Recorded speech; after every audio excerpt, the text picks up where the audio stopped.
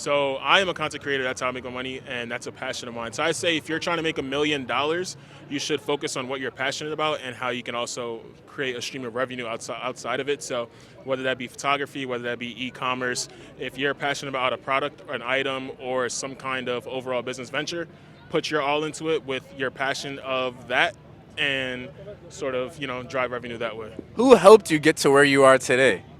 I would say definitely my friends because they also do content creation.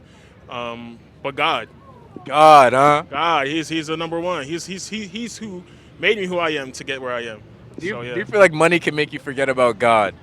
absolutely. Yeah, I would say that when I first started making money, that was like different than what I was making before. I got to a point where you just feel really comfortable. I don't think it's more or less that you forget about God. You just sort of forget about your your what you value. Right? What does a regular day as a content creator doing it full time look like?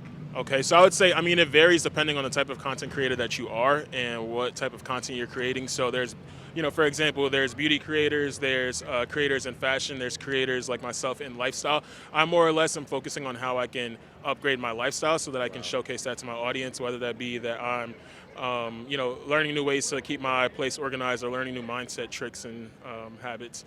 That's sort of more or less how my day-to-day is. Between that, working with brands, working with management, just making sure that everything on the business side, the revenue side, is flowing. Would you say you have a lot of free time?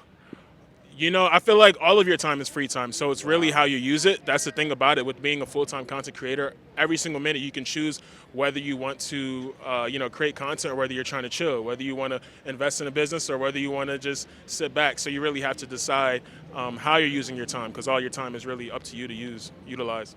With the question being, as far as like doing it full time, what I've learned is that it depends on the niche that you're doing to determine how much money you're going to make. So there's creators with 5 million followers that aren't even making $75,000 a year, and that's because of the fact that they have a very broad niche. Like if you're just getting on social media and the content that you're creating is strictly if it's strictly like just for entertainment purposes, laughs and jokes, then brands won't have a place to interface themselves. Now, if you're creating content that's specified towards skincare, specified towards lifestyle, has specific purpose where brands can implement themselves and they know that you have an audience that trusts you for that, that's where you'll make money within the implementation. That's what that's funny. That's what he was trying to tell me because I'm an entertainer now, but he's trying to get me into the more serious role. Yeah, I think, don't get me wrong, you can still make money as an entertainer. For example, you're asking people about their careers and what they do. You can work with like a LinkedIn or an Indeed. You just have to think about where can a brand insert themselves within the content that I'm creating. Because if there's no brands that can insert themselves, if all you're doing is just completely jokes, where can a customer would one of your audience members actually trust you, or would they trust a person with 20,000 followers that all they talk about are these certain type of products rather than just jokes? So it's also what people are coming to you for. Are people coming to you to see how other people are living and how they can upgrade in life, or are they coming to you to get a laugh?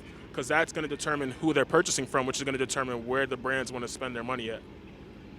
That was what we needed. That's exactly what I needed to hear.